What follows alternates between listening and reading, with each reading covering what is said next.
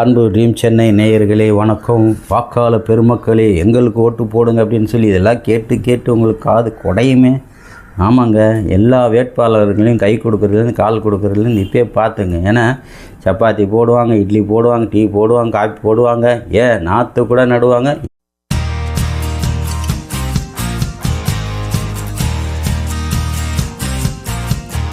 பெருக்க கூட செய்வானுங்க. இந்த நேரத்தில் மட்டும்தான் இந்த வேட்பாளர்கள் நம்ம பார்க்க முடியும். அதுக்கப்புறம் ஓட்டு போட்டு ஜெயிச்சிட்டாங்கன்னு வச்சுக்கோங்களேன், அப்படியம்மா யார் அவருடைய பிஏ ஐயா இல்லை வெளியே போ அப்படியம்மா. அதாவது ஏதோ ஒரு பஞ்சாயத்துக்காக ஏதோ ஒரு நியாயத்துக்காக ஐயா இருக்கிறாரே, ஓட்டு போட்டிருக்காரு, பெரிய ஆளாச்சு, இவர் சொன்னால் அவர் கேட்பார் அப்படின்னு சொல்லிட்டு இந்த கட்சிக்காரங்கிட்ட போவான். அந்த கட்சிக்காரன் என்ன சொல்லுவான், போய் ஐயா இல்லை அப்படின்னு சொல்லுவான். ஏன்னா அவனை பற்றி அவனுக்கு தான் தெரியும். ஜெயிச்சு அவர் உள்ளே இருக்கிறாருன்னு வச்சுக்கோங்களேன், உள்ளே விட மாட்டான் நம்மளை. ஏங்க 1 லட்சம் 2 லட்சம் இல்லைங்க, 2 லட்சம் 3 லட்சம் ஓட்டு வாங்கி உள்ளே உக்காண்ட்ருக்காங்கன்னா அட்லீஸ்ட் ஒரு நாளைக்கு 10 பேர் 20 பேர் ஆச்சு கட்சிக்காரங்க வந்து ஐயா இந்த மாதிரி பிரச்சனை இருக்குது தீர்த்து வைங்க அப்படின்னு சொல்லி கேட்க போவாங்க. மனு கொடுத்துட்டு போய் நான் ஐயாட்ட சொல்கிறேன் அப்படின்னு சொல்லி சாதாரண நாளெலாம் அனுப்பிச்சி விட்ருவான். அதே காசு பணம் இருக்கிறவங்க உள்ளே போனேன், என்ன பிஏ ஐயா வாங்க ஐயா அப்படின்னு பம்புவான். அப்படியே உள்ளே போய் உட்கார வச்சுட்டு ஐயாட்ட போய் சொல்லி ஐயா இருக்கிறாரா இல்லையா, அவர் வேண்டாதவனாக இருந்தால் வெளியே அனுப்பிச்சிட்டு, வேண்டாதவனாக இருந்தால் உள்ளே வா அப்படின்னு சொல்லுவானுங்க. ஸோ இதுதான் அரசியலுடைய பழக்க வழக்கங்கள் இருக்கும். அப்படி இருக்கும்போது இப்போ உள்ள ஏழைகள், நம்முடைய வாக்காளர்கள் என்ன பண்ணுறீங்க, எந்த அளவுக்கு வேட்பாளரை நீங்கள் பார்க்கணுமோ, பேசணுமோ, பழகணுமோ அதெல்லாம் வந்து அவங்க ஓட்டு கேட்கும்போதே நம்மளாம் முடிச்சுக்கலாம். ஓட்டு போட்டு நீங்கள் ஜெயிக்க வச்சுட்டு அவர் பிரதிநிதி ஆகிட்டான்னு வச்சுக்கோங்களேன், அவர் நம்ம பார்க்க முடியாது. டெல்லியில் இருப்பார், மெட்ராஸில் இருப்பார், அசம்பிளியில் இருப்பார், எங்கே வேணாலும் இருப்பார் ஐயா. புரிஞ்சுக்கோங்க.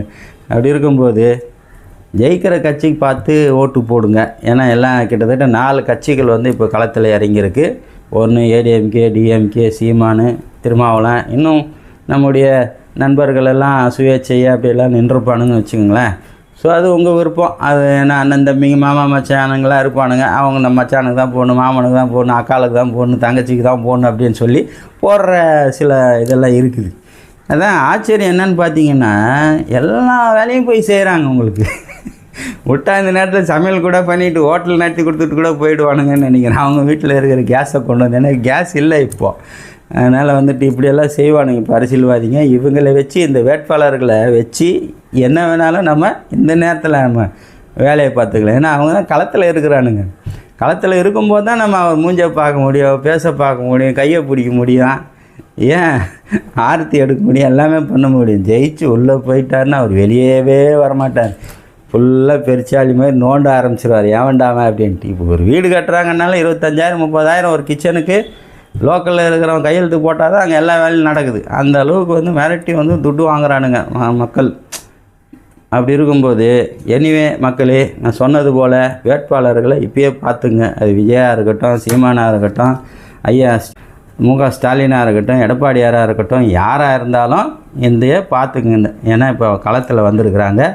அதாவது சொல்லுவாங்களே, கடவுள் வந்து சஞ்சாரணம் வந்தால் தான் உண்டு, வீதி சஞ்சாரணம் வரும்போது தான் நம்ம வந்து கடவுளை கையெடுத்து கும்பிடுவோம். அது மாதிரி தான் இவங்க வந்து ஃபங்க்ஷனில் முடிச்சுன்னா கடவுள் எப்படி உள்ளே போயிடுவார் மூலஸ்தானத்துக்கு, அது மாதிரி தான் இவங்க போய் உள்ளே போய் உட்காந்துருவானுங்க. அது பார்த்துக்குங்க. ஐயா பிஏக்களே, கஷ்டப்பட்டு வெயிலில் ஐயா வந்து ஓட்டு வாங்குறாரு, சப்பாத்தி போடுறாரு, பரோட்டா போடுறாரு, டீ சாப்பிட்றாரு, மெட்ரோவில் போகிறாரு, பஸ்ஸில் போகிறாரு, கஷ்டப்பட்டு ஒரு ஓட்டு வாங்கியிருக்கிறாங்க. இந்த பிஏக்கள் கவனத்திற்கு தான் நான் சொல்கிறேன். வர்ற ஏழைங்களுக்கு நல்லது பண்ணி கொடுங்க, அதான் நான் சொல்ல முடியும். ஏதோ சந்தர்ப்ப சூழ்நிலையில் போலீஸு கேஸு வெட்டு குத்து நில பிரச்சனை இந்த மாதிரிலாம் பிரச்சனைகளெல்லாம் இருக்கும். இதெல்லாம் தீக்கி வைக்கிறது தான் வந்து ஒரு எம்எல்ஏவை அந்த ஊர் மக்கள் வந்து ஜெயிக்க வைக்கிறாங்க. ஸோ அவங்கள அண்டாமல் நாடாமல் விட்டிங்கன்னா அவங்க வேலையெல்லாம் கெட்டு போயிடும். அப்புறம் ஐயா மேலே வெறுப்பு ஆகிடுவாங்க, அடுத்த தடவை ஓட்டு போட மாட்டானுங்க. அதுதான் நான் சொல்ல முடியும். எனிவே நேயர்களே, இது போன்ற வீடியோக்கள் உங்களுக்கு பிடிச்சிருந்தா சப்ஸ்கிரைப் பண்ணுங்கள், ஷேர் பண்ணுங்கள், லைக் பண்ணுங்கள். நன்றி, வணக்கம்.